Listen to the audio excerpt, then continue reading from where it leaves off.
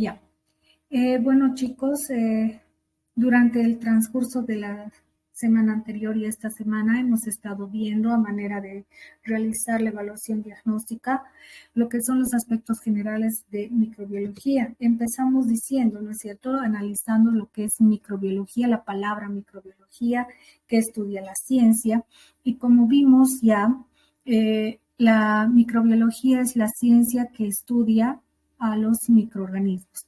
Microbiología es un término acuñado por Louis Pasteur, y este término, esta palabra surge de tres voces que son micro pequeño, bios vida y estudio logos, estudio tratado, ¿no es cierto? Entonces eso es la microbiología. Como les decía, el objeto de estudio de la microbiología son los microorganismos o microbios, que hemos dicho que son seres de tamaño microscópico. Aquí habíamos visto y hemos repasado todo lo que nos interesa para poder, digamos, situarnos en el campo de la microbiología. Yo les había dicho que como el término empieza con micro, tenemos que entender que los microorganismos son seres de tamaño microscópico. Habíamos repasado esto y justamente aquí, que es lo que falta, está la micra, ¿no? Porque después del milímetro viene la micra. Aquí está la micra, ¿no? Y en este aspecto, en este punto está el estudio de la microbiología, ¿no? Entonces, nos interesa estudiar sobre todo a los seres de tamaño microscópico, ¿no? A los de tamaño microscópico. Vale decir que para poder observar a un microorganismo, nosotros nos tenemos que valer del microscopio, ¿no? Y que el microscopio, porque hemos visto, ¿no?, nuestro ojo humano tiene un alcance para visualizar objetos que pueden medirse hasta los milímetros. Nuestro ojo tiene esa capacidad de ver los milímetros. Sin embargo, ya cuando se trata de seres de tamaño muy inferior a los milímetros, y estamos hablando ya de micras, entonces, como ustedes podrán apreciar, para poder observar a los microorganismos necesitamos de la ayuda del microscopio. Hemos visto que existen dos tipos de microscopio, un microscopio óptico y un microscopio electrónico. El microscopio óptico tiene una resolución también limitada porque nos puede permitir observar hasta cierto tipo de objetos.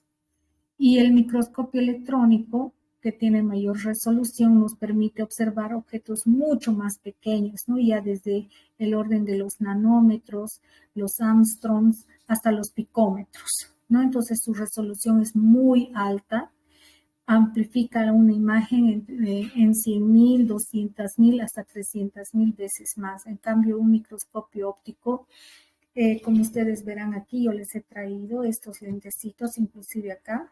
Estos son los lentes que permiten amplificar. Tenemos microscopios con 20x, que quiere decir que amplifican hasta 2.000 veces más la imagen, 40x, este es 60x, entonces nos va a llegar a amplificar la imagen hasta 6.000 veces más, pero queda hasta ahí, ¿no? Entonces, con un microscopio óptico podemos nosotros visualizar, como se ve aquí, desde un cabello, la célula, las bacterias, pero no su ultraestructura. Jamás la ultraestructura va a ser visualizada con un microscopio de luz. Never in the life. Solo vamos a poder ver la morfología, la agrupación. En cambio, con un microscopio electrónico sí podemos visualizar la ultraestructura, cómo está formada una membrana biológica, los virus, las macromoléculas, el átomo, ¿no? Podemos visualizar con un microscopio electrónico. Inclusive tenemos los microscopios de fuerza atómica, ¿no? Entonces vamos a ir viendo que también con la tecnología ha habido ciertos avances, pero los microscopios de fuerza atómica tienen otra funcionalidad que la vamos a tocar cuando veamos microscopía. Hemos visto también que es muy importante hacer un repaso de la estructura celular. ¿Por qué? Porque hemos visto que la bio es el que estudia la biología, ¿no es cierto? Entonces, o digo, la vida, y la vida está dada por las células, ¿no? Entonces, a ver, le voy a quitar un poquito de volumen a este video porque está, o no sé si les molesta, no sé, por favor ustedes me dicen. Les hemos hecho repasar lo que es una célula, la membrana, el citoplasma, el núcleo. Esta es una célula eucariota con todas sus organelas. Y esta es la procariota, que tiene ahí la membrana citoplasmática, el citoplasma y su ácido nucleico. ¿No? Miren, aquí está. Estos son las estructuras que hemos ido viendo durante todo este tiempo. ¿Y dónde encontramos células eucariotas? Las células eucariotas son propias de los animales y de las plantas. La célula procariota, como ustedes pueden ver, en análisis comparativos, chicos, en los análisis comparativos ustedes también van a poder apreciar que una célula procariota es mucho más pequeña, ¿no? Eso también yo ya les he pedido la primera tarea, que empiecen a visualizar 7 similitudes, diferencias, primero entre células, y la única célula procariota que hay sobre la faz de la Tierra es la bacteria, ¿no? Entonces, hemos visto que aquí la bacteria con la maquinaria biológica elemental es capaz de llevar a cabo todas sus funciones, ¿no? Eh, algo que me estaba olvidando es que quisiera, por favor, que ciertamente ustedes vayan repasando todas las funciones de la célula eucariota, ¿no?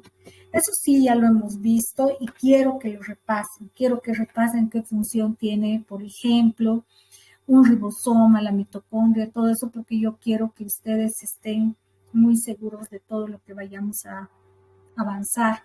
Entonces aquí se está haciendo estos análisis comparativos y hemos visto que, por ejemplo, una bacteria no tiene lo que es el retículo endoplasmático, ¿no es cierto? No tiene retículo endoplasmático. Aunque este más parece, sí es el retículo endoplasmático porque está tachonado de qué? De ribosomas, ¿no? Miren, ahí están los ribosomas.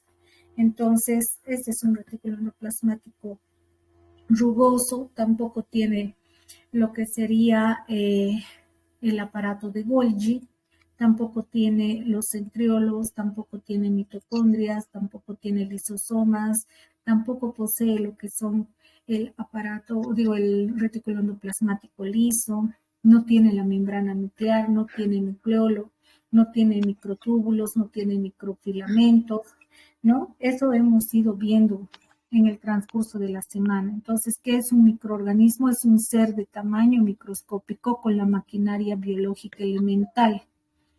¿Qué tiene que tener de elemental? La pared celular, la membrana citoplasmática, el citoplasma, los ribosomas y lo que es el nucleoide. Aquí estamos viendo que tiene ADN. Si tiene ADN, ¿qué les hemos dicho, chicos? Que automáticamente también tienen ARN. Muy bien, ¿no? Entonces eso. Otro nivel de comparación que pueden utilizar ustedes es justamente el genoma, cómo está organizado el ADN en esta célula. Me apena una cosa, ¿no? Cuando yo estoy viendo este videíto, hay una parte donde se ve cómo se organiza el... Es que la pena es que no estoy pudiendo adelantar el video porque no me parece que vamos a perder valiosos minutos. Espérenme, por favor. Voy a tratar de... no voy a compartir la pantalla, voy a buscar el videito y voy a...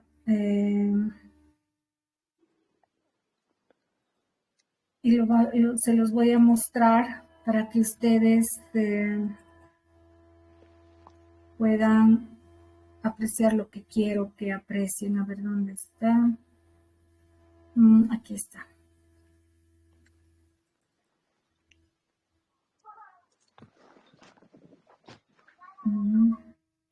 Este sí es este.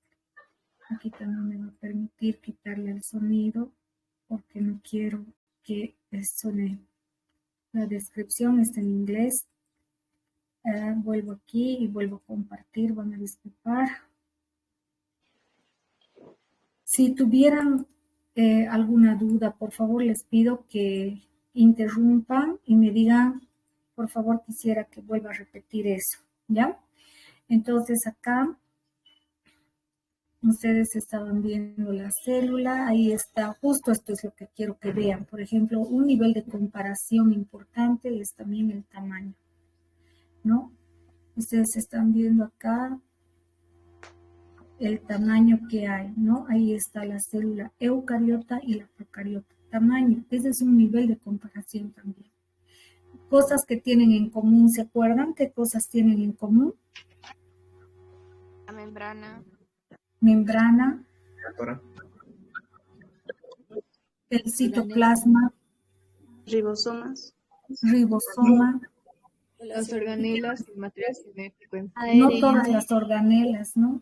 No todas, solo tiene ribosomas, solo ribosomas. No tiene mitocondrias y el ácido nucleico que es el ADN. Muy bien, entonces eso ustedes también están viendo las similitudes. Las diferencias ustedes ya seguramente van a poder ver, ¿no es cierto? Ahí están las famosas organelas y cada organela tiene una función específica. Ahí está la mitocondria. Y ustedes, miren, esto es lo que yo quería que vean dentro del núcleo que encontramos, el ADN.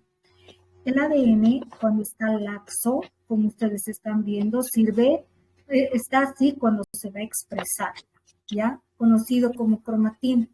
Pero miren lo que pasa, y esto es lo que yo quiero que vean, por favor. Sabemos que un núcleo es núcleo gracias a la membrana. Miren cómo se está ahí. ¿Qué ha pasado con el ADN que estaba aquí laxo? ¿Qué ha pasado? Se ha condensado sobre las histonas. ¿Y qué ha formado? Los cromosomas. ¿Qué son los cromosomas entonces? Los cromosomas son el máximo nivel de compactación que tiene el ADN y eso quiero que vean. Miren cómo se va compactando, ¿ven? Cómo se va uniendo, se va uniendo. ¿Y qué forma? Los cromosomas. Ok, los cromosomas. Entonces, cuando yo les estoy mostrando acá, ustedes están viendo que un cromosoma en una célula eucariótica, y hablando de nosotros en particular, el cromosoma adquiere la forma de una X. Y esta X además está agrupada en pares, ¿no es cierto? Un par, una de estos cromosomas proviene del ADN materno y otro del ADN paterno. Y los cromosomas, por lo tanto, están agrupados en pares. ¿En cuántos pares? En 23 pares. En total, ¿cuántos cromosomas tiene una célula eucariota? Tiene 46 cromosomas agrupados en pares. Los pares que van a estar dentro de las células somáticas son 22 y el par sexual, que es el que determina el sexo del individuo, son individuales, el X y el Y, ¿no es cierto? Así está nuestro cromosoma. Ahora vean el de la bacteria. Una bacteria solo tiene un cromosoma, solo uno. No tiene 23, solo uno. Y es otro nivel de comparación que quiero que ustedes empiecen a aplicar. Solo tiene un cromosoma y miren su ADN, porque es ADN, está en doble hebra, se va agrupando, se va compactando alrededor igual de una proteína, de estas proteínas que son las histonas, pero ¿qué forma adquieren? A ver, díganme, ¿qué forma están adquiriendo? ¿Qué forma está adquiriendo el ADN cromosómico bacteriano? Circular. La forma circular. Esa es otra comparación. Yo ya les estoy ayudando con la tarea que tienen que realizar y que ya es evaluada. Los chicos del jueves de mañana, lamentablemente, no hemos pasado clases el anterior jueves. Entonces a ellos yo no les puedo pedir la tarea para mañana, va a ser para el próximo jueves. Pero los chicos del viernes, lunes, martes, miércoles que hemos pasado ya tienen que presentar sus tareas. Los del viernes ya el viernes, los del lunes ya el lunes, los del martes el martes y los del miércoles el miércoles. Los únicos que se libran son los del jueves, ¿ya? Entonces, esta es otra forma de comparación. Por lo tanto, por el tipo de cromosomas que tienen, por la organización, perdón, no es por el tipo, por la organización del cromosoma y la forma que adquieren, y además porque están en pares, la célula eucariota se dice que es diploide. ¿Por qué es diploide? ¿Por qué es diploide? Porque los cromosomas están agrupados Dos. en pares, ¿no es cierto? En pares. En cambio, la célula bacteriana es, ¿qué es? Haploide. ¿Por qué es haploide? Que solamente tiene un cromosoma en sí. Porque solo tiene Cromosoma. un cromosoma, solo uno, no tiene más que uno, solo uno. Eso es, digamos, esta es una de las bases fundamentales de la comparación. Todos sus genes están en este único cromosoma, ¿ya? Entonces, la célula bacteriana solo tiene un sistema de transferencia genética. ¿Por qué? Porque solo tiene un cromosoma. En cambio, de nosotros tenemos 23 pares de cromosomas. Y eso lo tenemos que tener claro, ¿ya? Muy bien. Hemos visto que los microorganismos pueden clasificarse básicamente, hemos dicho que los microorganismos pueden ser células, pero también hemos visto que no hay microorganismos, que hay microorganismos que no son células. Los microorganismos que tienen categoría celular, ¿cuáles eran? ¿Qué son estos? ¿Qué es esto? Este es un hongo y este es un parásito. Estos son los famosos parásitos y esto puede ser un protozoo. Este es un hongo unicelular conocido como Candida albicans. Y son eucariotas. ¿Por qué son eucariotas? ¿Por qué son virus? No, los virus son Porque aquí, tiene están núcleo acá. verdadero. Hongo, doctora. Tienen un núcleo verdadero. Eso, muy bien. ¿Tienen vida? ¿Tienen la maquinaria biológica elemental, doctora? Carecen. No, son eucariotas porque tienen un núcleo verdadero. Y eso hemos dicho. Son ¿qué quiere decir, chicos? Verdadero.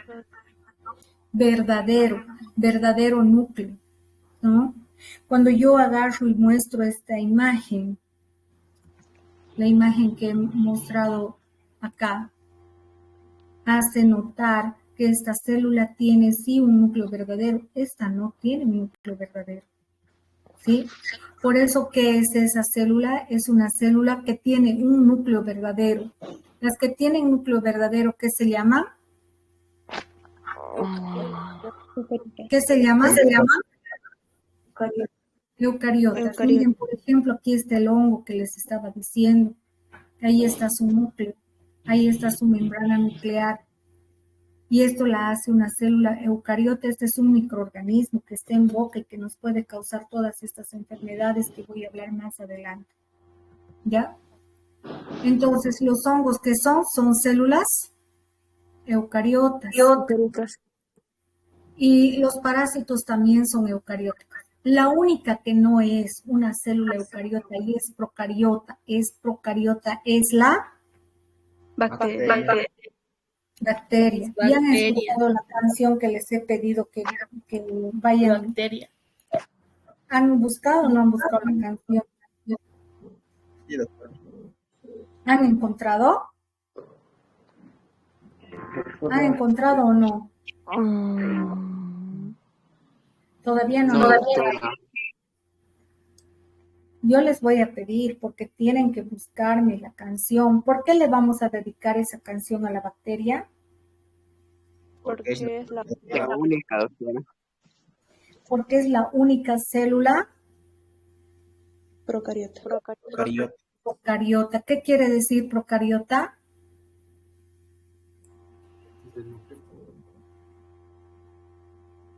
¿Qué quiere decir procariota? Núcleo falso, algo así era, doctora. ¿Perdón? No tiene un núcleo verdadero. Porque no tiene un núcleo verdadero. ¿Me he dejado entender, chicos? Sí, doctorita. ¿Sí? Muy bien. Sí, doctora. Ahora, hay microorganismos que ni siquiera son células. ¿Cuáles son los microorganismos que no son células? Virus. Virus, viroides Priones. y priones. Estos ni siquiera son células. ¿Por qué no son células? Porque carecen de la maquinaria biológica elemental. Muy bien. ¿Y cuál era la maquinaria biológica elemental? La membrana citoplasmática, el ribosomas, el citoplasma, el ácido nucleico.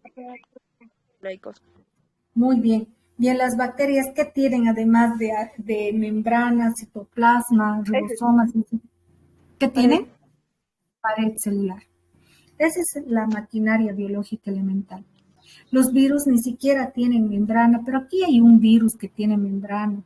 Parece que yo estuviera mintiendo, pero van a ver que los virus tienen membrana por una particularidad. Por eso quiero que ustedes me hagan, aquí que hagan, encuentren similitudes entre células, pero también diferencias. Igual acá, quiero que en los subcelulares se encuentren qué similitudes hay y qué diferencias hay. Les voy a ayudar en la primera tarea. Ahorita les voy a dar la chanchulla, por eso tienen que estar atentos. La microbiología, chicos, abarca ciertamente el estudio de los microorganismos, pero la microbiología, como dijimos, es rama de la biología, ¿no es cierto? Es una rama de la biología que estudia los microorganismos. Pero el estudio de los microorganismos ha contribuido ¿a qué? A conocer más a fondo la biología. El estudio de los microorganismos también ayuda con la ecología, porque gracias a la ecología nosotros, no gracias a la ecología, perdón, gracias a los microorganismos, nosotros tenemos un planeta Tierra funcionando, porque los microorganismos cumplen un rol totalmente y absolutamente determinante en la ecología del planeta Tierra. En la biología, miren aquí, ¿saben qué cosa? Gracias a los microorganismos se han estudiado genes, se han hecho experimentos y se ha contribuido de manera muy significativa, como les digo, en el campo de la biología, en el campo de la ecología. Y tiene muchísimas más aplicaciones la microbiología. ¿En qué ha ayudado a la biología a estudiar las estructuras, el metabolismo, genética? Hoy por hoy tenemos ADN recombinante. El ADN recombinante, chicos, aunque ustedes no lo crean, pueden llevar a través de plásmidos el gen de la producción de inmunoglobulina A de la célula de un ser humano a una planta a través de un plásmido. Eso les voy a hablar más adelante. Pero gracias a la ingeniería genética y gracias a los microorganismos, se han dado pasos agigantados en la comprensión de muchos fenómenos biológicos que se conocen hoy por hoy. Vale decir que la microbiología, pese a que estudia a seres de tamaño microscópico, está dando realmente pasos muy grandes en el entendimiento tanto del metabolismo, estructura y genética en otros campos del conocimiento, ¿no? Entonces, fíjense algo importante. Como les decía, miren, en la ecología, la relación del medio ambiente con la nutrición y con todo lo que es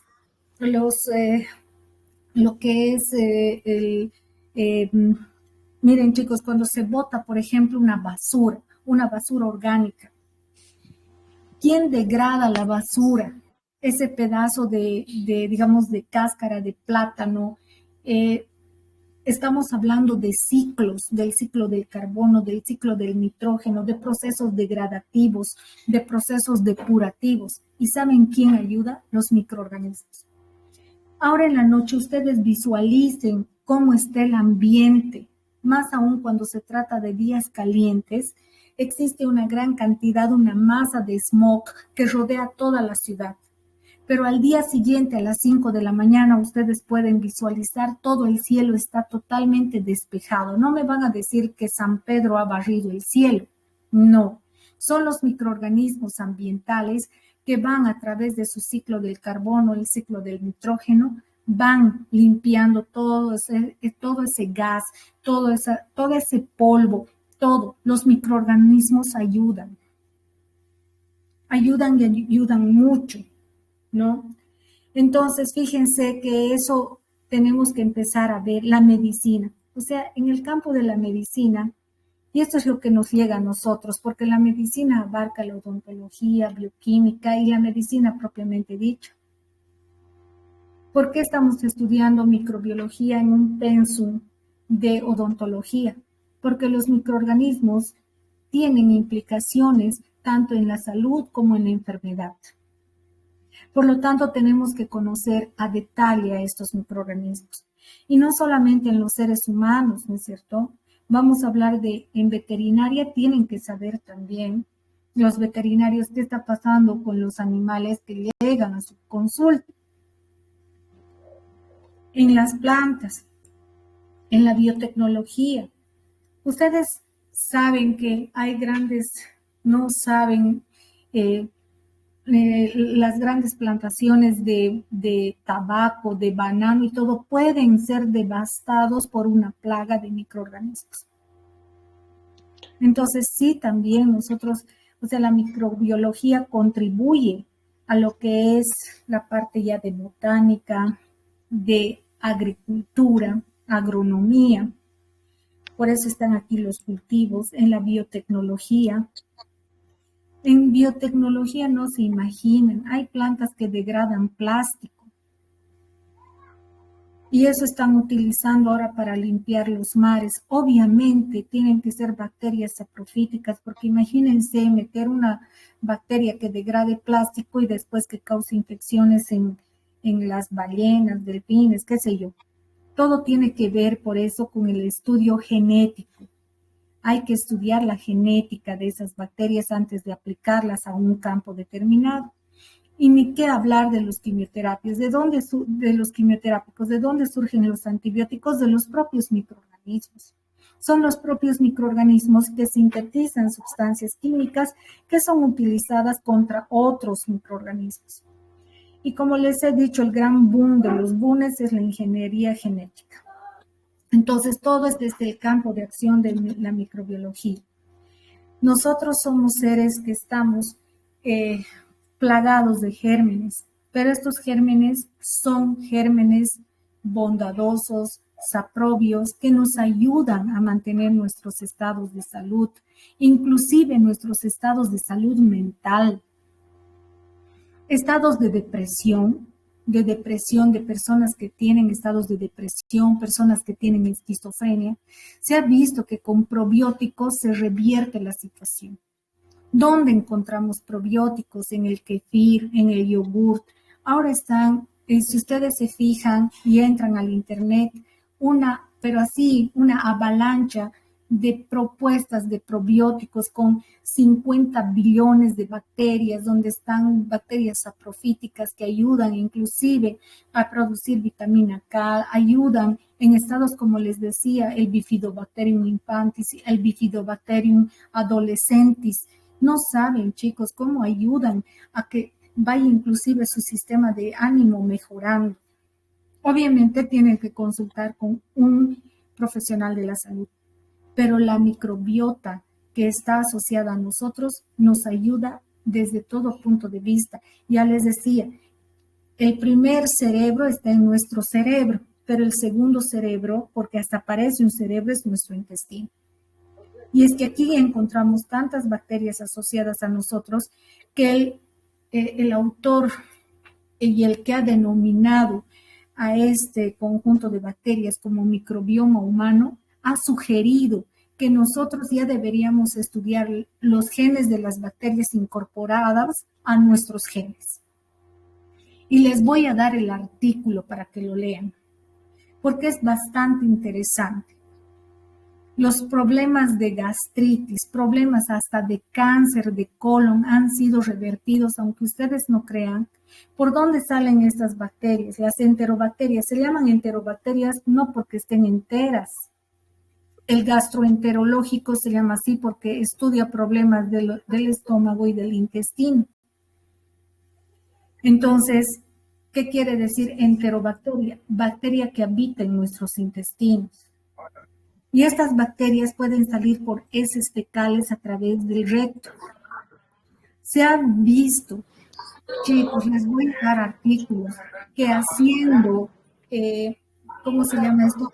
Trasplantes de heces fecales de un individuo sano a un individuo con cáncer, se ha revertido la situación de cáncer porque estas bacterias compiten contra las que pueden estar acidificando este medio, las que pueden estar creando un un medio desfavorable en los tejidos de este ser humano. Y hasta compiten con células que son cancerígenas. O sea que ustedes no saben, el campo de la microbiología está creciendo tanto, que ustedes, bueno, están aprendiendo hoy día. Y a partir de hoy día van a empezar a leer artículos, a ver y a curiosear y van a ver cómo los microorganismos ayudan. Entonces, para que nosotros entendamos la microbiología y cómo ha surgido, nos tenemos que remontar al origen de la propia vida celular, porque hemos visto que micro es pequeño, bios, ¿qué era? Vida. Vida. Entonces nosotros tenemos que estudiar la vida y luego se estudió tratado, por eso estamos estudiando. El material rocoso más antiguo del sistema solar data más o menos de 4.6 billones de años atrás, probablemente la edad de la Tierra, ¿no es cierto?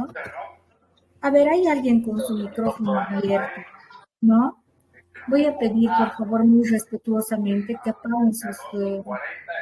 Rocío, lindita, a ver, no sé si podemos, a ver, la vamos a silenciar a Rocío. Ya. Entonces, si no entienden algo, les parece que es importante interrumpir para preguntar, háganlo, por favor. Les decía, en la Tierra entonces se han encontrado fósiles. ¿Qué son los fósiles, chicos? ¿Qué es un fósil? ¿Restos de algo pasado? Fuerte, no te escucho. ¿Restos de algo pasado? Restos, muy bien, son restos. Son restos, digamos, de un esqueleto, de algo, ¿no es cierto?, que han quedado petrificados y que los arqueólogos van y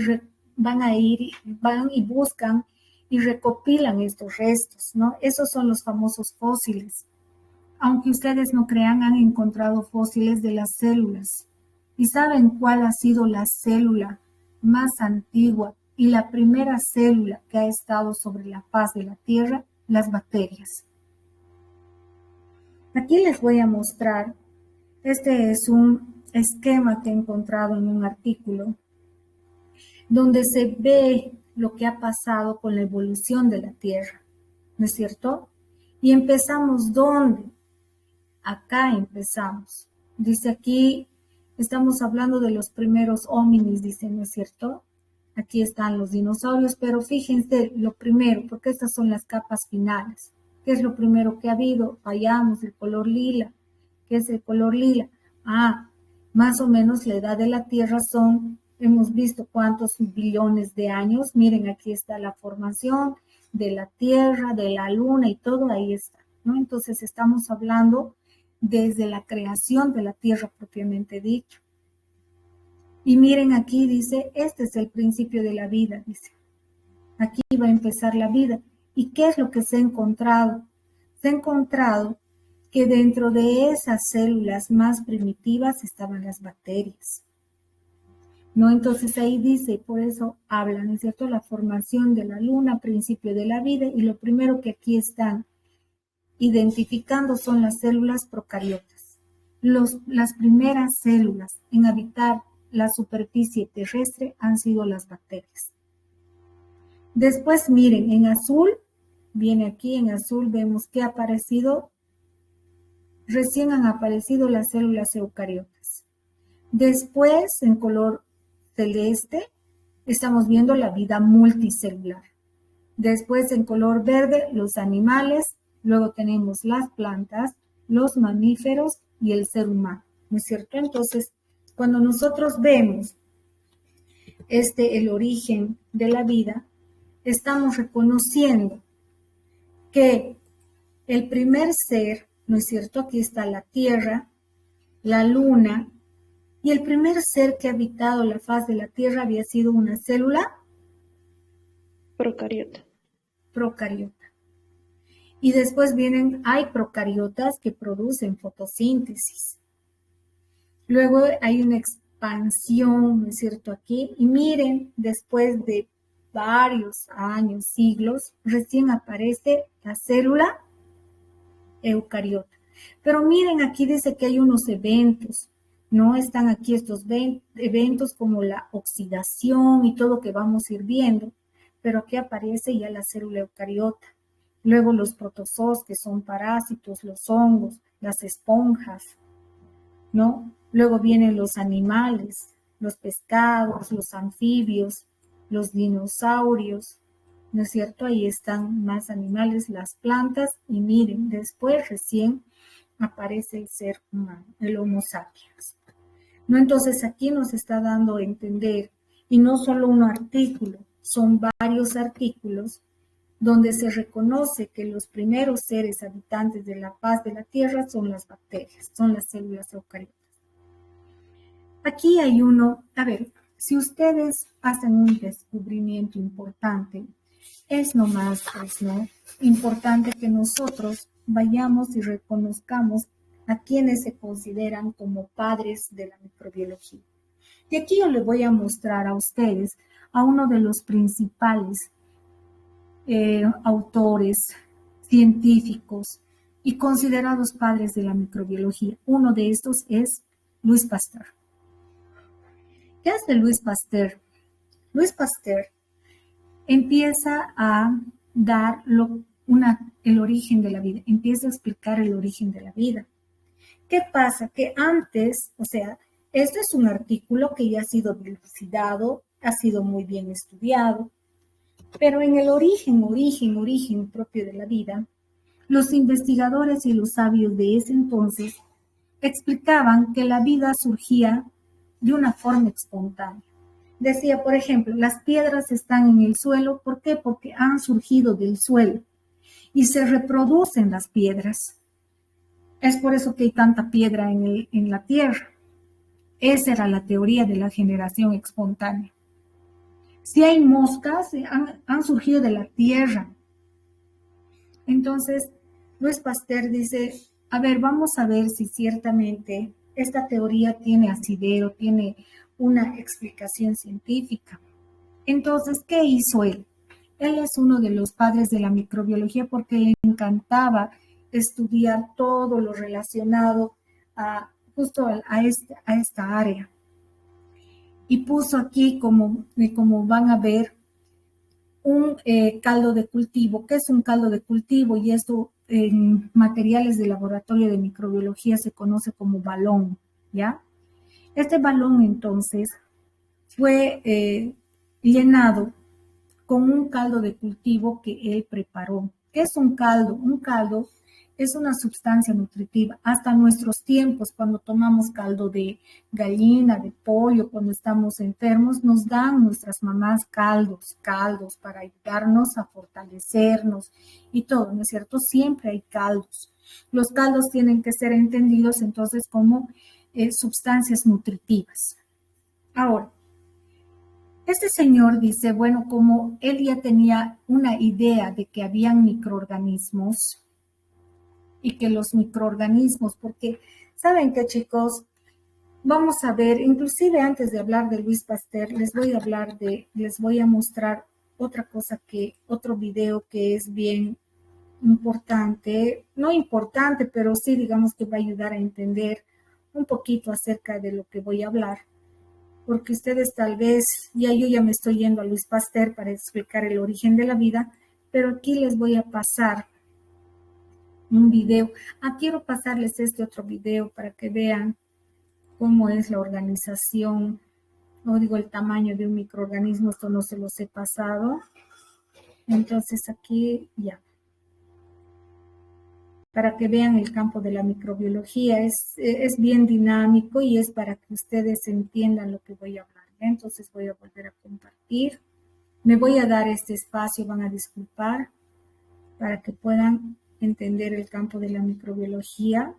Ahí está. Hemos visto que los microorganismos son seres de tamaño microscópico, ¿no es cierto? Aquí estamos viendo un virus. Los virus son tan pequeñitos que pueden medirse, miren, en 0,03 micrómetros. Entonces, ahí tenemos un virus que solamente eso se visualizaría con un microscopio electrónico. El poliovirus igual mide 0,03 micrómetros. El virus de la influenza, que es uno de los agentes causales de los resfríos, mide 0,10 micrómetros. El virus de la rabia, ¿no? Que ustedes han debido escuchar mucho del virus de la rabia porque ha causado muchas muertes en nuestro contexto, mide 0,15 micrómetros. Un bacteriófago, que eso les voy a hablar también, ¿qué son los bacteriófagos? Este tipo de virus parasitan bacterias, por eso se llama bacteriófago. Mide 0,2 micrómetros. Un poxvirus, 0,3 micrómetros. Ahora, estos son virus, son subcelulares, ni siquiera son células. Las bacterias ya son células. Entonces, miren qué pequeñito, que desde ya queda diminuto. Un estafilococo es una bacteria que mide 1 micra. Un lactobacillus que está en la leche mide 2 micras.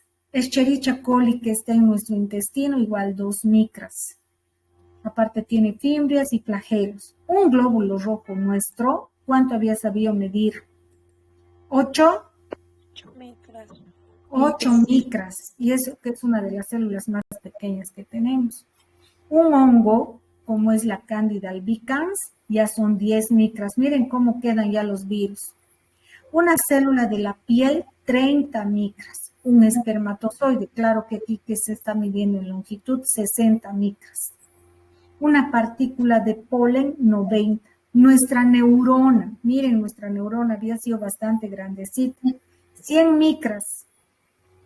Ya podemos ver al virus, ya ni por si acaso, ¿no es cierto? Al que medía 0,03 micrómetros, ya prácticamente imperceptible. El huevo cigoto, 130 micras. La euglena, que es un parásito, 130 micras. Este también es otro parásito, 200 micras. Un paramecio, 250 micras. Una ameba, miren, esto es un parásito, 0,5 milímetros. Hasta ahorita no podemos ver, ¿no es cierto? Este es un insecto, 0,5 micras. Un huevo de sapo sí ya podemos ver porque ya mide 1 milímetro, ¿no? Y después, obviamente, un cabello sí lo podemos ver. ¿Por qué? Porque ya el ojo humano alcanza a ver los milímetros, pero nunca las micras, ¿no es cierto? Entonces, por eso los microorganismos y algunas de nuestras células no pueden ser visualizadas por nuestro ojo humano. O sea, esto tal vez les haya ayudado un poquito en el entendimiento, ¿no? de esto de microbiología. Ahora, les voy a mostrar otro video de dónde surge la vida. Y vamos a hablar de este individuo. No, Aquí voy a aumentar el volumen para que ustedes puedan ver. Ya. Un poquito, ahora sí comparto. Voy a silenciarte, mi amor, Ortuste, Pintaya, Yasmín. Yasmín, ¿me estás escuchando antes de que te silencie? Perdón, doctora, sí. Ya, entonces silenciarte, mi amor. No hay problema. Suele ocurrir. Ya te he dicho, no importa. ¿No ve? Ya. Compartir. Vamos a compartir. Y ahí está. Vamos a escuchar. Y me van a decir si escuchan bien. Bueno, ahí está, y vamos a ver quién es este. Anton van Leeuwenhoek dice, ¿no?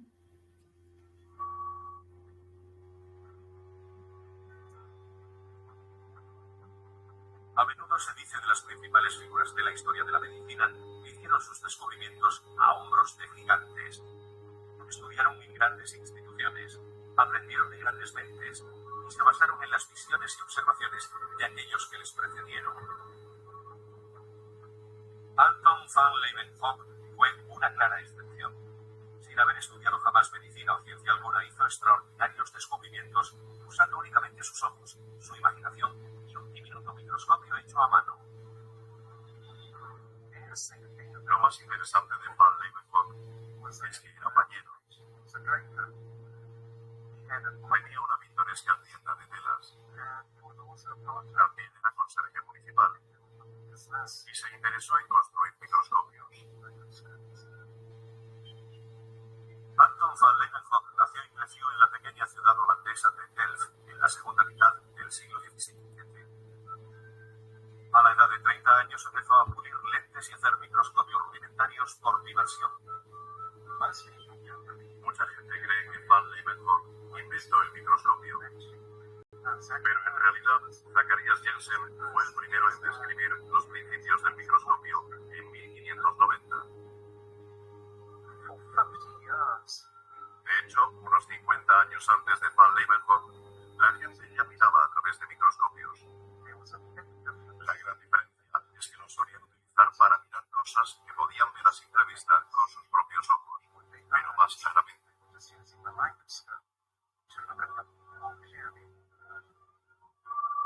Lo que hizo Leeuwenhoek fue mucho más notable.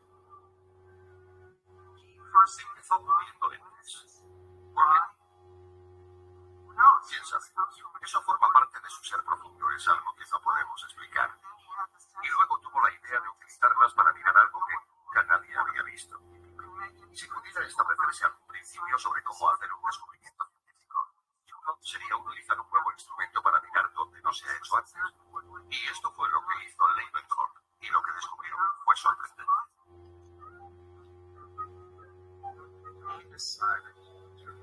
Decidió observar alguna gota de agua estancada durante varios días y quedó completamente asombrado. Vio pequeños animales que se movían de un lado para otro. Quedó totalmente sorprendido. Observó el semen, la tierra del estanque y encontró e identificó muchos tipos diferentes de organismos. Observó su propia sangre y vio por primera vez los glóbulos rojos. Además, miró su semen y vio aquellas extrañas criaturas contoneantes, como las describió. Como un investigador nato, documentó meticulosamente todo lo que descubrió. Y alrededor de 1670 comenzó a escribir cartas a la Real Sociedad de Londres, describiendo su trabajo. Una de ellas comenzaba: he descubierto pequeñas criaturas en agua de lluvia estancada durante unos días en una tina nueva pintada de azul.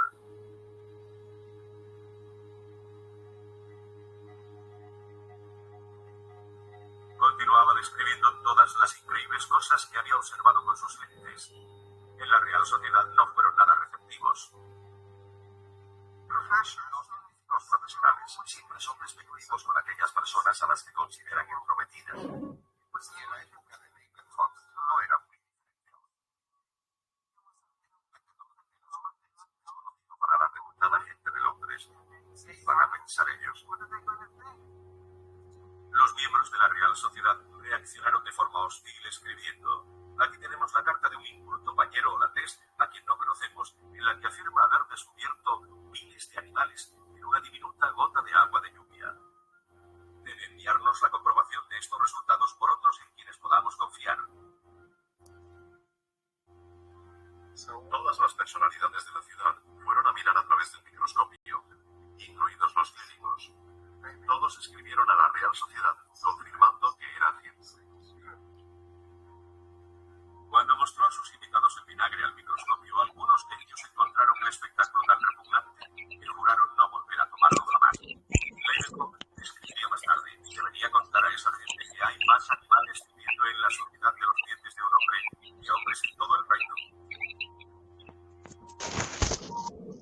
A pesar incluso de encontrar repulsivos los descubrimientos de Leeuwenhoek, todos querían echar un vistazo al mundo que se escondía bajo su microscopio.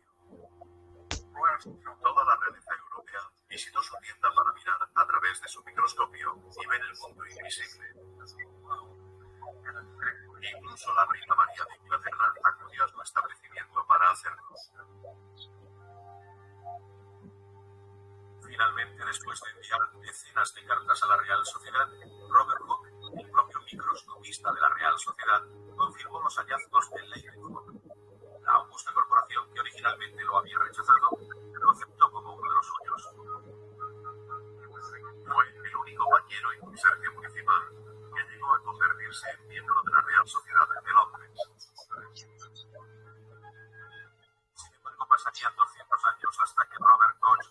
base la teoría del germen y el hecho de que la humanidad comprendiese la importancia de los organismos que Leeuwenhoek vio a través de su microscopio.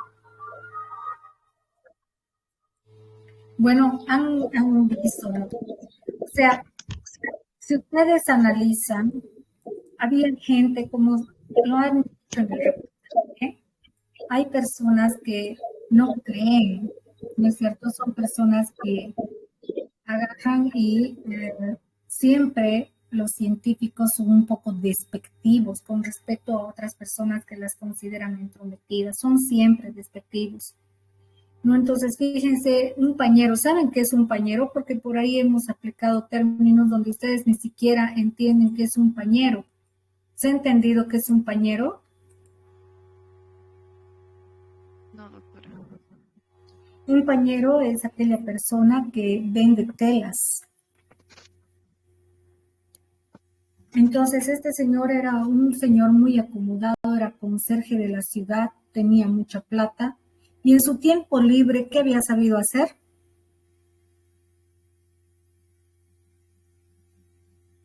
¿Qué había sabido hacer? Fuerte, fuerte. Crear microscopios por división. Exacto. O sea que ya estamos hablando de cuántos años. Estamos hablando del origen mismo de la vida, ¿no es cierto? Y aquí vamos a ver la teoría del germen. Todavía después de muchas diapositivas, recién ahí está Anton van Leeuwenhoek. Y miren, este es el microscopio original que él ha utilizado, ¿no? Este microscopio que hacía en este puntito, en esta punta que ustedes ven, en esto, así miren, es un tornillo. Y aquí está, esto es cobre, ¿no es cierto? Y lo que ha hecho en esta lámina de cobre ha sido poner aquí un lente biconvexo, porque a él le gustaba pulir lentes. Ahí está el lente. Y ha hecho un huequito, ¿no es cierto? ¿Y dónde ponía la muestra? En este puntito. Entonces, para observar la muestra, llevaba con el tornillo, lo llevaba hasta que coincida con el lente. Y por el otro lado, miren, por el otro lado, por la otra cara, veía al microorganismo. Entonces, fue este maravilloso microscopio de Anton van Leeuwenhoek que permitió descubrir al mundo oculto de los microorganismos.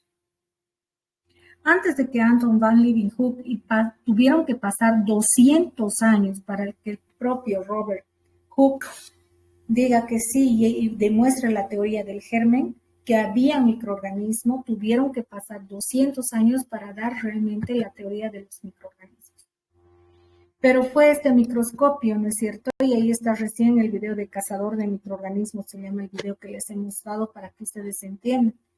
Pero antes de que haya este descubrimiento, ¿cómo? Y ahora sí nos vamos a ir a lo que estábamos explicando. ¿Cómo es que se entendía el origen de las enfermedades infecciosas? Entonces, en la antigüedad, lo que decían, bueno, resulta que si esta persona está enferma es porque si era un clérigo, ¿qué es un clérigo? Es un sacerdote, desde el punto de vista de la religión, decían esa persona está enferma porque es pues un pecador, por sus pecados Dios lo está castigando. Otros que ya eran más investigadores decían, ¿por qué? Porque hay gases en la atmósfera, en la tierra, que lo han contaminado y se han infectado y están enfermos. Pero cuando ya vino la teoría de los microbios, la teoría del germen, ellos decían, pero los gérmenes que están causando esta enfermedad, y ahí está la teoría de la generación espontánea, se dividen espontáneamente, pero eso del germen no solo lo aplicaron a los gérmenes, sino a todo ser vivo y no ser vivo. Todos o sea, era digamos, alguna teoría que las estaban aplicando en varios ámbitos, obviamente y sobre todo en materia viva. Entonces este señor, Luis Pasteur, dice, a ver, Si ustedes dicen que los gérmenes se están multiplicando y que la vida surge, porque estamos hablando del origen de la vida, y que la vida surge espontáneamente de la nada, voy a hacer este experimento, y él hace este experimento. Echa el medio de cultivo, y él sabe y es conocedor que los microorganismos son ambientales. Hay microorganismos ambientales que pueden, a través de este orificio, este pico, pueden ingresar al medio de cultivo y contaminarlo. Entonces, para evitar eso, ¿qué hace astutamente Pasteur? Agarra, y ustedes saben que el vidrio es un objeto que se puede transformar con el calor. Es más, los tipos de vasos, de botellas y todo se forman con calor, ¿no es cierto? Entonces, él modifica este cuello y lo hace como si fuese un cuello de cisne. Así se llama esta modificación que hace Louis Pasteur. ¿Con qué propósito? El propósito es que los gérmenes ambientales se retengan aquí y no pasen por estas curvaturas, porque se van a quedar atrapados al inicio del orificio. Por otro lado, ¿qué hizo Louis Pasteur? Empezó a hervir este caldo de cultivo. ¿Por qué? Porque él ya sabía, él ya hizo experimentos previos que hirviendo las sustancias se eliminan las formas de vida. Entonces, con esto, él les dijo a los científicos que se va a eliminar toda forma de vida. Si hubo aquí contaminación, porque aquí podía haber contaminación en este medio de cultivo, en este vaso, o aquí cuando estaba siendo trasvasado el líquido, aquí también podían haber microorganismos. Entonces él dijo, para asegurarnos de que no haya ningún microorganismo, vamos a hervir este caldo de cultivo. Entonces ellos vieron varios días y realmente el medio de cultivo no cambiaba de color, no cambiaba su consistencia, no cambiaba. Entonces, ¿qué hizo él? Una vez que les hizo observar varios días, él dijo, ahora voy a inclinar el frasco. Al inclinar el frasco, los microorganismos que estaban retenidos aquí al inicio del orificio empezaron por el mismo aire a ser vehiculizados hacia el medio de cultivo. Entonces ahí él demostró que la vida no surge espontáneamente. No surge porque aquí ha tenido que entrar los microorganismos, encontrar las condiciones adecuadas, los nutrimentos adecuados y con su maquinaria biológica elemental empezaron a dividirse, multiplicarse y por eso el medio de cultivo empezó a cambiar de consistencia, se volvió más denso porque habían muchos microorganismos acá. Hizo también otro, ahí está el experimento, miren, ahí está la teoría de la biogénesis, puso en el balón el medio de cultivo, miren, lo hizo hervir, lo hizo en cuello de cisne, esta es la figura original, y miren, el medio de cultivo estaba limpio, transparente.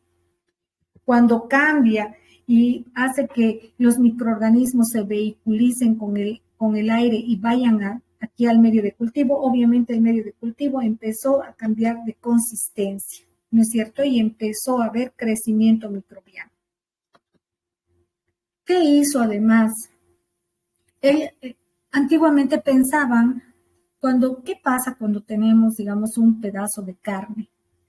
Las moscas pueden venir y depositan sus huevos, como los huevos son microscópicos, después de cierto tiempo pueden empezar a aparecer las larvas, las mismas que se van a convertir en moscas.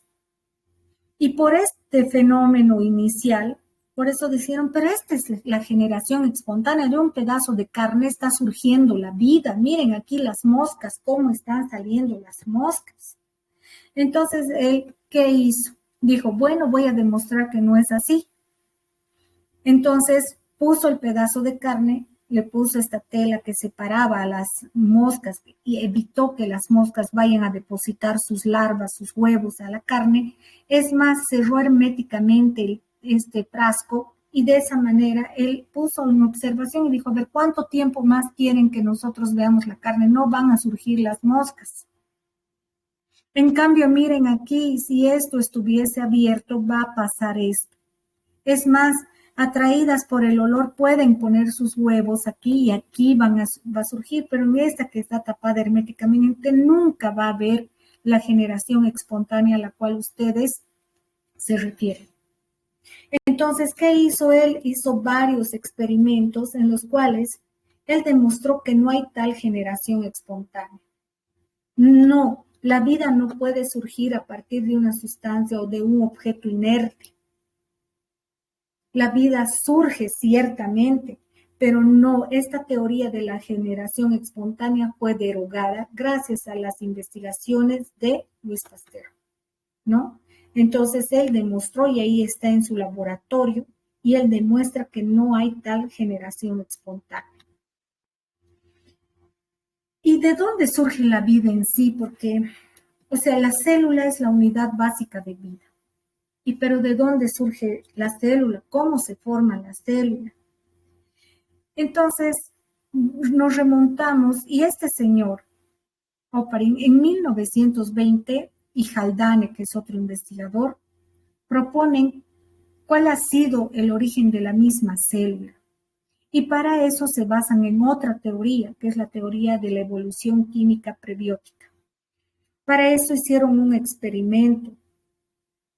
Miren, aquí ustedes están viendo que lo que hacen estos son matraces en balones donde se pone, ¿no es cierto?, una llave de la toma de muestra de agua, ponen calor. El calor es una forma de energía, pero al hervir el agua, ¿qué se forma? Vapor de agua, que va a ir a esta otra burbuja o a este otro balón. Pero ¿qué ha pasado en este otro balón? Lo interesante es que aquí ellos han puesto unos electrodos. El agua con la electricidad va a generar una chispa, así como nosotros vemos cuando pasa eso en la naturaleza, se forman ¿qué cosa? Los famosos rayos. Son las chispas de electricidad. Y al hacer chispas hay electricidad, hay energía, pero aparte se forma ¿qué? Gases, los gases, el metano, el amoníaco, el hidrógeno, y estos pueden ser condensados nuevamente. ¿Para qué? Para que haya una forma de ¿qué? De gotas de agua. ¿Y qué tiene que ver todo esto? Es que este simple o este gran experimento explica que la chispa de la vida es la electricidad, es la energía. Porque gracias a eso, ¿no es cierto?, él empieza a explicar su experimento, y de ahí dice la sopa primordial de la evolución a partir de las moléculas de carbono. Ustedes en su estudio de colegio han visto química. La química es la madre de todas las ciencias, la madre que explica el origen de la vida, porque hay sustancias inorgánicas y sustancias orgánicas. ¿Y las orgánicas de dónde surgen? De la química famosa del carbono, por eso se llama química del carbono. El concepto del caldo primogénito o primordial fue creado por este otro investigador, ¿no? Por este investigador que es este Oparin, en 1924. Y según su hipótesis, la vida surge gracias a las condiciones especiales que había en la Tierra primitiva, que propiciaron una evolución química de la materia. Y este concepto actualmente es aceptado. Los nuevos descubrimientos no intentan sustituir esta teoría, más bien la complementan. Y es ahí donde surge la famosa química del carbono, y esa es la sopa primordial, a la cual esta vendría a ser su sopa primordial, ¿no? Donde está agua, donde hay electricidad. Entonces, ¿cómo es que surgen las células? Siguen, ¿no?, habiendo teorías que siguen enriqueciendo, como dice aquí, complementando estos conocimientos para entender la formación de una célula. Entonces dice, la formación espontánea de las moléculas orgánicas se basan a partir de los rayos ultravioleta, de los rayos del calor, y estas sustancias inorgánicas, según ya Miller, que va estudiando un poco más, y Urey, ahí está Harold Urey y Stanley Milley, vuelven a utilizar estos balones con agua, como habían hecho el caldo primordial, ¿no es cierto? Hacen hervir, se forma el vapor de agua, aquí están los electrodos, se forma la chispa, la electricidad, con la formación de gases donde se condensan.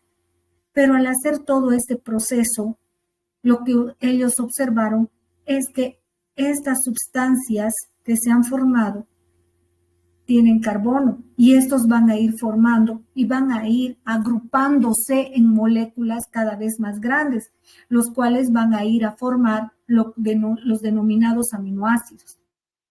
Por eso cuando nosotros describíamos en las clases que hemos tenido durante esta semana, hemos reconocido que uno de los organelos más importantes para que haya vida es el ribosoma, porque el ribosoma sintetiza proteínas y las proteínas que son no son más que un conglomerado, una agrupación molecular de aminoácidos.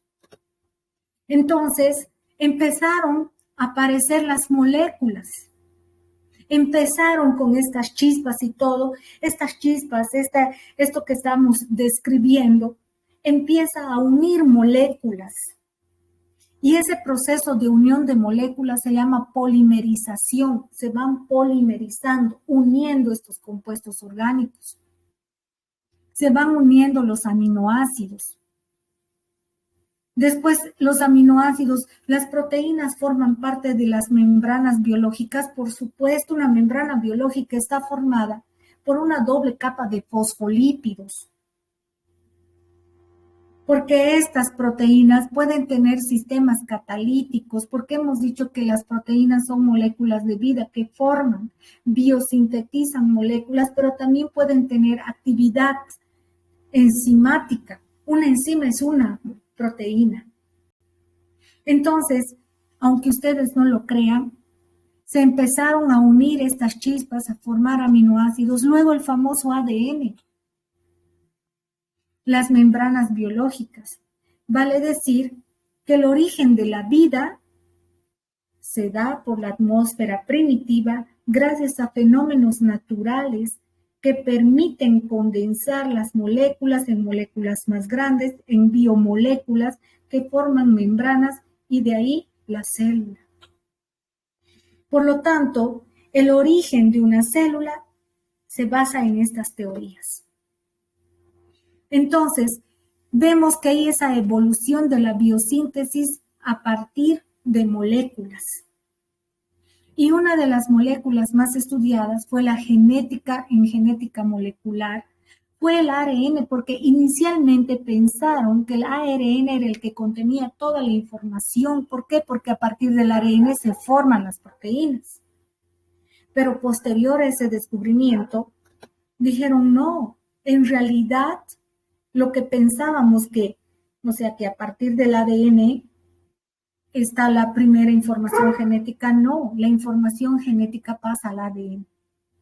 Y dicen, no, realmente el ADN es el que contiene toda la información genética y a partir del ADN se forma el ARN y a partir del ARN se forman las proteínas. Y eso lo vamos a ver en genética. Entonces, de las moléculas a la primera célula. Y la primera célula, aunque ustedes no crean, ha sido la célula procariota porque es la más simple. Y de ahí más bien, de las procariotas se formaron las eucariotas. Porque gracias a eso se ensamblaron los lípidos, hubieron reacciones metabólicas que evolucionaron, se formaron las mitocondrias, los cloroplastos. Y hay una teoría muy importante que se llama la teoría endosimbiótica, que vamos a ver ahorita en qué consiste la teoría endosimbiótica.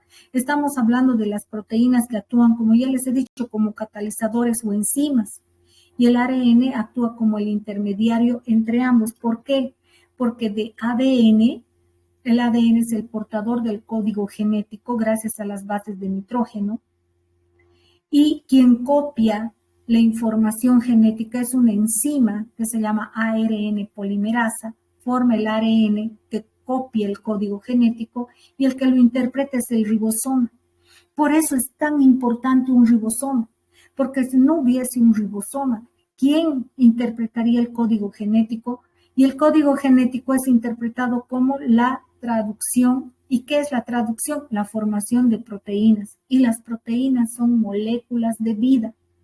porque gracias a estas proteínas se lee el código genético. ¿Qué es la ARN polimerasa? ¿Qué es la ADN polimerasa? Son enzimas biosintetizadoras. Y si es una enzima, estamos reconociendo implícitamente su origen. ¿Y cuál es su origen? Son proteínas. Por eso una célula no es célula sin ribosomas. Una célula no es célula sin su material genético. Una célula no es célula sin su membrana biológica, sin su citoplasma, porque todo este proceso se está llevando a cabo en el citoplasma.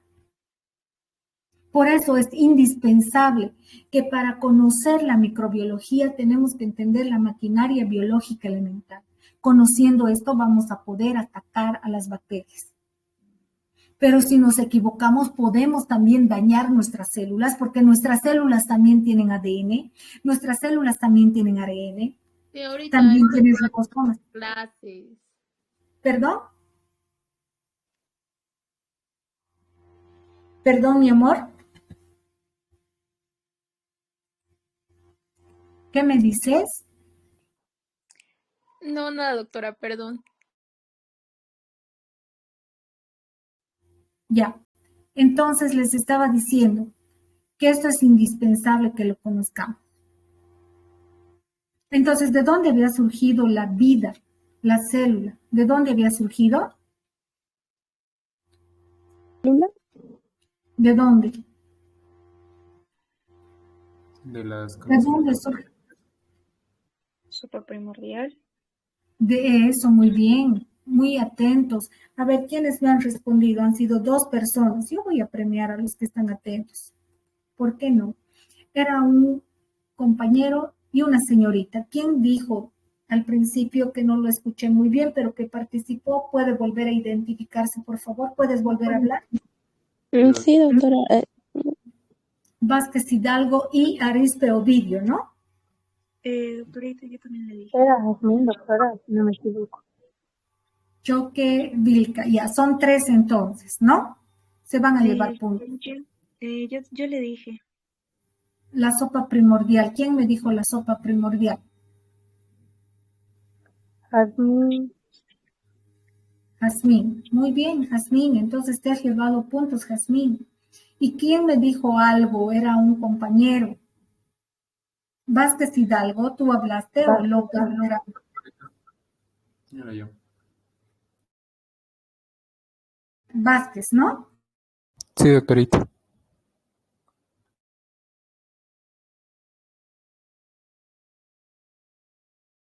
Así fuerte quiero que hables para que yo pueda escuchar y te puedas llevar puntos, ¿ok?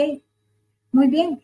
Entonces, fíjense que la vida surge de la atmósfera primitiva, de la interacción del agua con la electricidad y que las moléculas se fusionan y que esto ha sido recreado por Oparín, Haldane, ha sido recreado por Urey, por quién más, por Miller, por estos señores que hay que nombrarlos porque ellos han recreado y han dicho aquí ha habido esto, condensación, ha habido esto, han habido las moléculas y estas moléculas se unen y gracias a la polimerización de estas moléculas, el carbono, se formaron macromoléculas y después la célula, las membranas y surgieron las células y ahora vamos a hablar de la teoría endosimbiótica. ¿Qué nos dice la teoría endosimbiótica? La teoría endosimbiótica nos dice que la célula eucariótica surge a partir de las bacterias.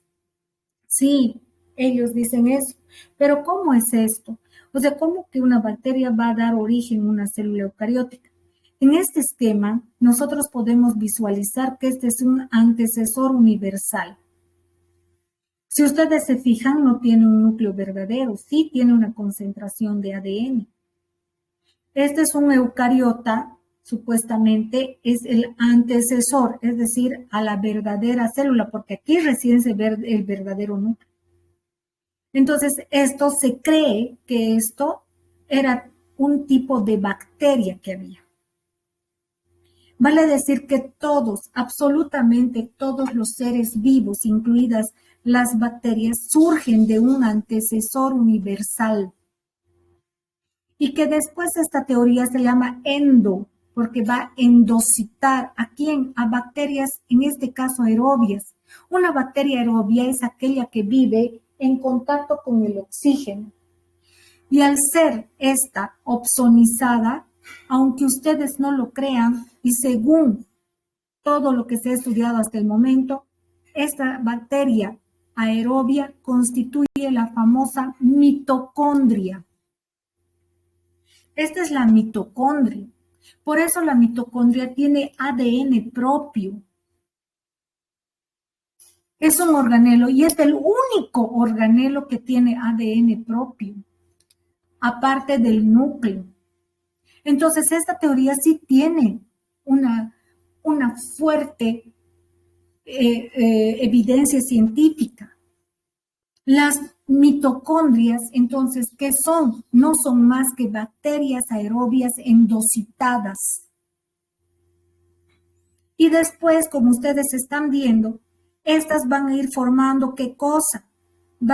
Como hemos visto, los procesos de polimerización y todo lo que se va a dar, estos fenómenos también, aquí se va a ir a dar esas chispas, porque el citoplasma, por eso es tan importante el citoplasma, con la energía recibida, ya sea de algún nutrimiento o inclusive de la energía solar, van a crear ciertas reacciones que van a hacer posible la creación de un retículo endoplasmático, de un aparato de Golgi, y que por ende van a empezar a aparecer las organelas y la propia membrana nuclear, formando a la famosa célula eucariota. Entonces, una célula eucariota animal, un hongo, se dice que han venido a partir de ¿quién? De una bacteria ancestral. Y una célula eucariota de planta va a ir a endocitar a bacterias fotosintéticas ancestrales. Vale decir que hay bacterias fotosintéticas.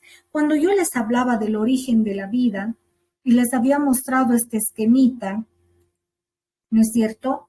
Aquí habíamos visto que hay una expansión, miren, y ahí está la célula procariota, aquí están los eventos de la oxidación y todo esto, ¿no es cierto? Que a partir de esto se va a formar la célula eucariota. Cuando les he mostrado este otro esquema, también habíamos visto qué cosa, que el primero en aparecer en el origen de la vida es la célula procariota. Ahí está la célula procariota. ¿Y qué nosotros vemos para que se vaya a formar el origen de la vida? Todo, miren, aquí dice, hablan de bacterias fotosintetizantes, la fotosíntesis. Entonces, desde el comienzo de la vida vamos a entender que hay bacterias fotosintetizantes y hay bacterias que necesitan oxígeno para vivir. Entonces, hay dos tipos de bacterias, las bacterias aerobias y las bacterias fotosintéticas ancestrales, ¿no? Y según la teoría endosimbiótica, ¿qué ha pasado? Según la teoría endosimbiótica, gracias a la fotosíntesis, ¿y dónde está la fotosíntesis? Aquí vamos a hablar de fotosíntesis. Tenemos que hablar de fotosíntesis, no me acuerdo, pero bueno, tendría que estar aquí también presente la fotosíntesis o tenía que estar acá. Seguramente aquí vamos a hablar de fotosíntesis, expulsión, glaciares. Bueno, en alguna parte aquí está, ¿no? Aquí está el comienzo de la fotosíntesis, mil perdones. Gracias a esto se va a originar a las bacterias fotosintetizantes. Y cuando existe eso, entonces ustedes han podido entender que según la teoría endosimbiótica, si esta bacteria ancestral que va a dar origen a la célula eucariota también ancestral, ¿no? Endocita una bacteria aerobia, se va a formar una célula animal, donde esta célula aerobia, esta bacteria aerobia constituye las mitocondrias. Pero si endocita a una célula fotosintetizante ancestral, se va a formar una célula vegetal y estos son los famosos cloroplastos. Los cloroplastos. que también tienen ADN propio. Y esta es la famosa teoría endosimbiótica. Aquí se los he traído. Ahí está la célula ancestral, aquí está la bacteria, se la endocita y ahí si ha formado una mitocondria. Entonces, esta es una célula eucariota, animal o vegetal. Animal. Animal. Es una célula animal, ¿no? Porque he endocitado a la bacteria. Entonces, nuestras mitocondrias vienen a ser ¿qué? Una bacteria ancestral. Y un cloroplasto es también una bacteria ancestral fotosintética. Esta es la famosa teoría endosimbiótica. Pero todos, absolutamente todos, venimos de un ancestro universal, de esta primera célula. Y todo esto tiene también su explicación. Ahí está otra vuelta, la teoría de la endosimbiosis. Esta es una bacteria aerobia, esta es la mitocondria. Y si se endocita a una bacteria ancestral fotosintetizante, este es un cloroplasto. Y miren que este señor, miren, ya estamos hablando de 1977, Carl Richard Walsh es un gran investigador. Él es el que dice, y miren lo que dice, ¿no?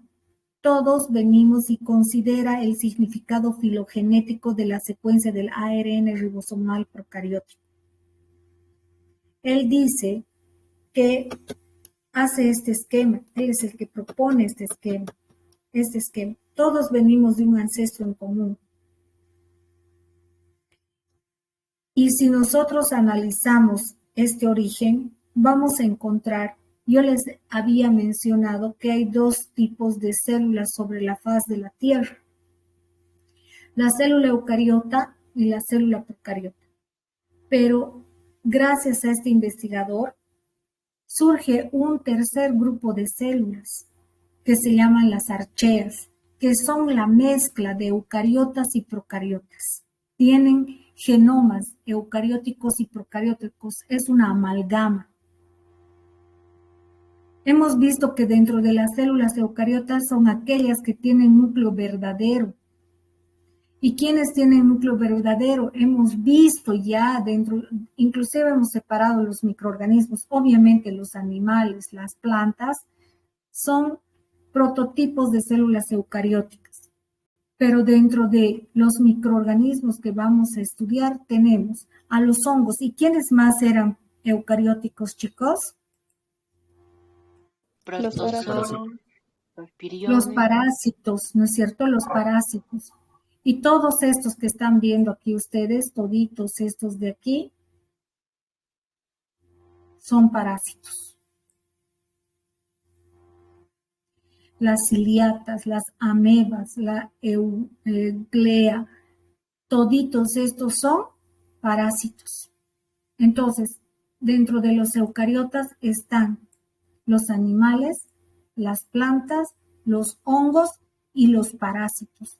Y obviamente la capa esto es un molde de slime celular.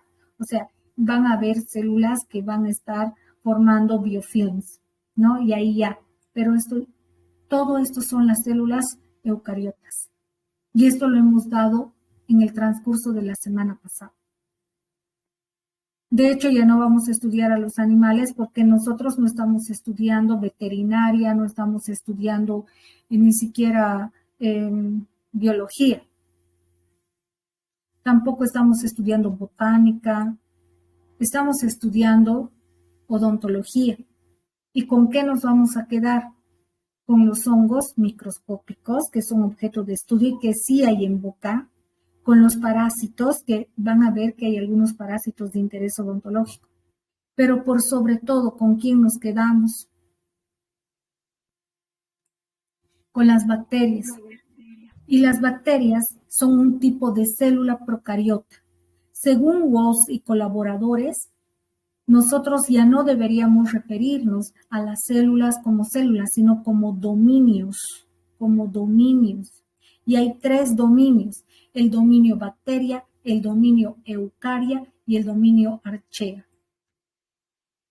El dominio archaea corresponde a un tipo, miren esto, es lo interesante de esto, es que el archaea surge más del dominio eucariota. Cuando yo les hable de clasificación de células, estamos hablando de células porque estamos hablando del origen de la vida. Chicos, yo quiero que se refieran a estos dominios porque estamos hablando de la clasificación celular. Son células las que estamos viendo ahorita aquí. Esta es la clasificación celular. Cuando veamos este otro tipo de clasificación,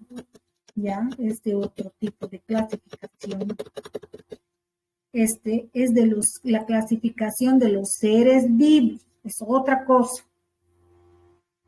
Cuando hablamos entonces de la clasificación celular, vamos a hablar de estos 3 grandes dominios. ¿Y quién ha logrado hacer esos 3 grandes dominios? Este señor, Carl Richard Woese y colaboradores. Y como él ha dicho que todos proveníamos de un ancestro en común, porque él se ha tomado la molestia de estudiar el ARN ribosomal procariótico. En 1982, estos otros 2 investigadores proponen la concepción de la teoría endosimbiótica.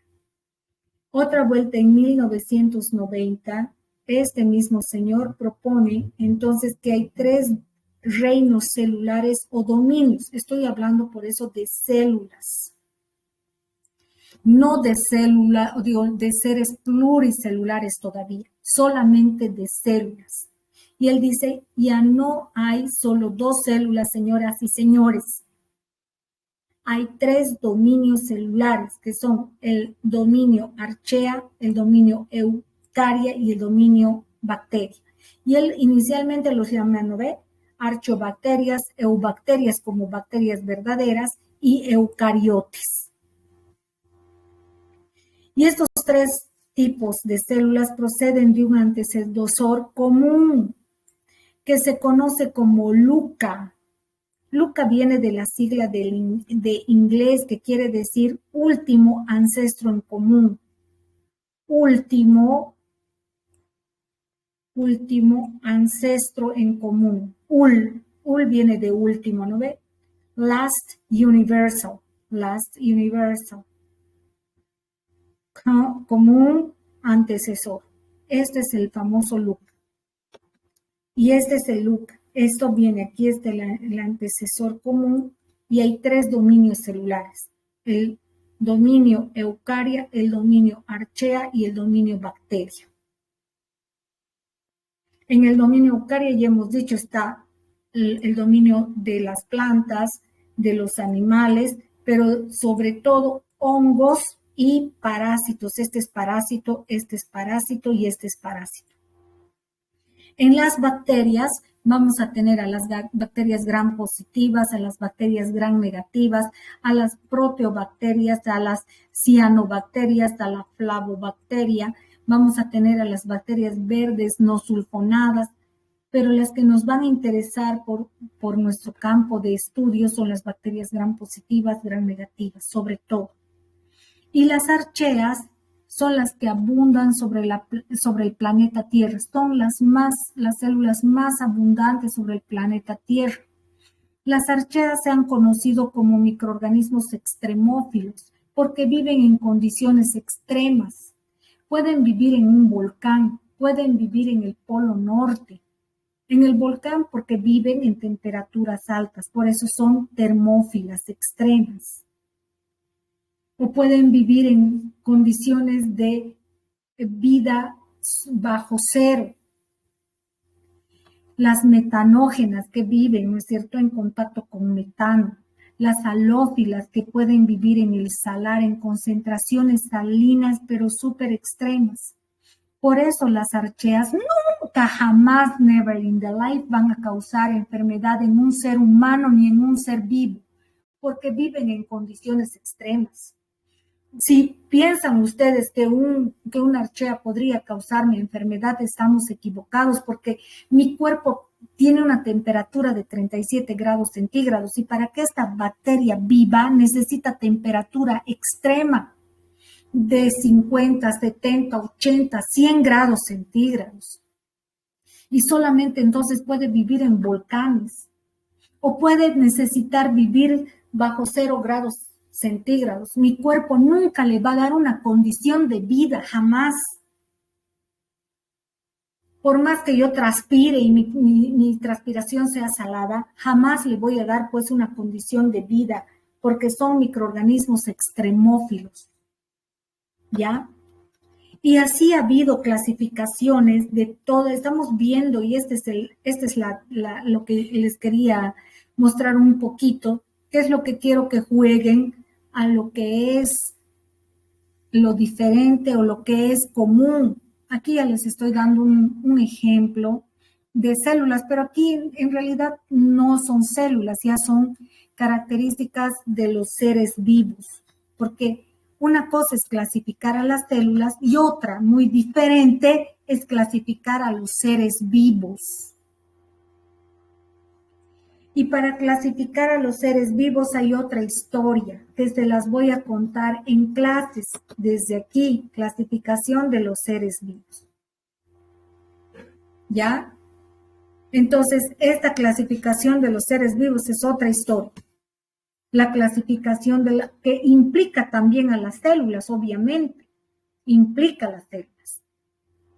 Pero hemos venido viendo qué es la microbiología, campo de acción de la microbiología, tipos de microorganismos, el origen de la vida, el origen de la célula, clasificación de las células, eucariotas, procariotas, y según esta última teoría, los 3 reinos o los 3 dominios celulares, y terminamos con esto, por favor, solo son 3. El reino eucariota, el reino procariota y el reino archea. Y a partir de mañana yo ya voy a empezar con la clasificación de los seres vivos. Y para eso ya les he adelantado alguna materia aquí, voy a seguir dando y esto ya lo voy a empezar a avanzar, esto ya lo hemos visto. Esto es un poquito de historia para ver acerca de los microscopios que se veían, esta clasificación que es importante. La clasificación, voy a empezar a describir hongos, pero tengo que terminar mañana ya la clase, ¿no? Entonces, esto por favor, es simplemente la introducción a lo que es la microbiología. No sé si tienen alguna pregunta, por favor, porque ya tengo que terminar la clase porque he visto la hora, ya son las 8. No sé si tienen alguna pregunta. Yo, doctorita. Sí, dime.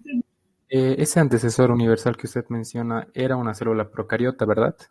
Sí, es una célula ancestral, que obviamente a partir de esa célula ancestral vamos a estudiar, y no les he hablado acerca del ARN ribosomal, porque ese es el que da la luz, ¿no es cierto? Porque eso es lo que estudia.